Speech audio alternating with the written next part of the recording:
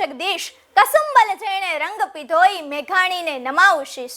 પહાડનું જેણે બાળક કીધું, લોક સાહિત્યનો જેણે કસ કાઢ્યો, સોરઠની સાચવી રસધાર એવા ઝવેરચંદને હૈયે રાખ્યો. નમસ્કાર, હું અપેક્ષા બાઝાલા રામાણીઝ ઇન્સ્ટિટ્યૂટ વતી આપનું સ્વાગત કરું છું માહિતીની માયાજાળમાં. આજનો વિષય એક એવું વ્યક્તિત્વ છે મિત્રો, જેમના નામથી દરેક ગુજરાતીનું હૈયું ગર્વથી ભરાઈ આવે છે. એ નામ એટલે કસુંબલ રંગના ગાયક અને રાષ્ટ્રીય શાયર એવા ઝવેરચંદ મેઘાણી.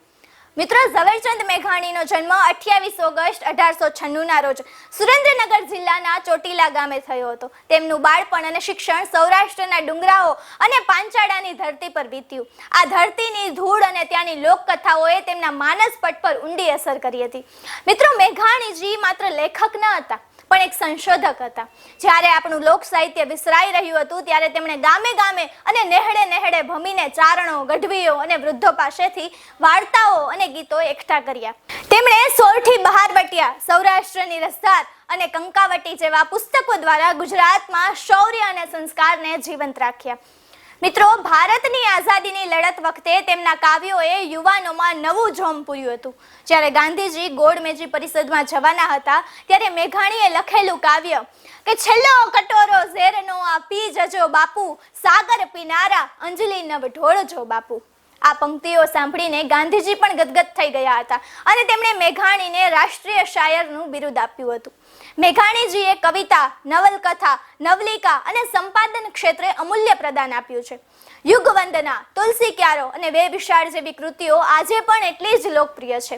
જ્યારે યુવાનોમાં ઉત્સાહ ભરવો હોય ત્યારે ઘટમાં ઘોડા થનગને આત્મ વિંજે પાંખ, અણદીઠેલી ભોમ પર યુવાન માંડે પાંખ. આ પંક્તિઓ બોલાય છે જે આજે પણ દરેક ગુજરાતીમાં લોહીમાં જોમ ભરી દે છે. જી હા મિત્રો, મેઘાણીજીના લોકગીતોમાં જે જોમ છે તે અદ્વિતીય છે.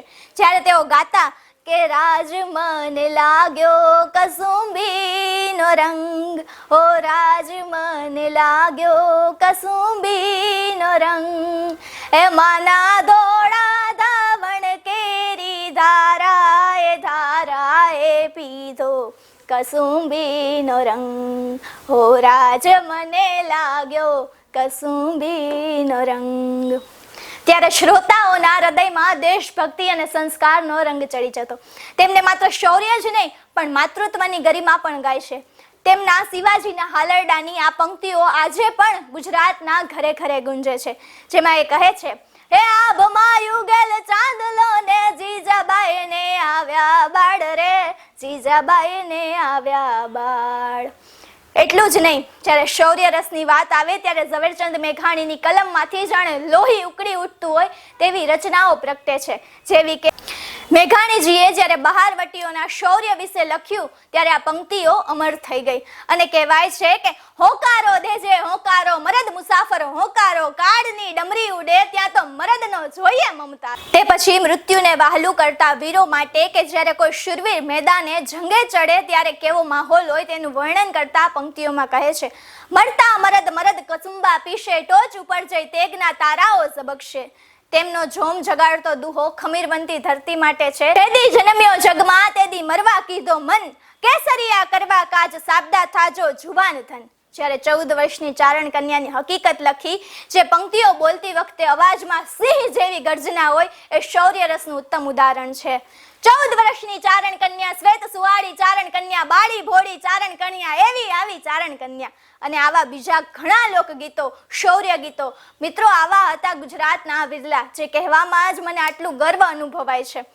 મિત્રો, 9 માર્ચ 1947ના રોજ આ મહાન સાહિત્યકાર આપણી વચ્ચેથી વિદાય પામ્યા, પરંતુ તેમના શબ્દો અને તેમનો કસુંબલ રંગ આજે પણ ગુજરાતના ખૂણે ખૂણે ગુંજે છે. આપણે નસીબદાર છીએ કે આપણને મેઘાણી જેવો વારસો મળ્યો છે. ચાલો આજે આપણે તેમના સાહિત્યને વાંચવાનો અને સાચવવાનો સંકલ્પ કરીએ. ચાલો ફરી મળીશું આવા જ એક નવા ટોપિક સાથે માહિતીની માયાજાળમાં. જય હિન્દ, જય ભારત, જય જય ગરવી ગુજરાત.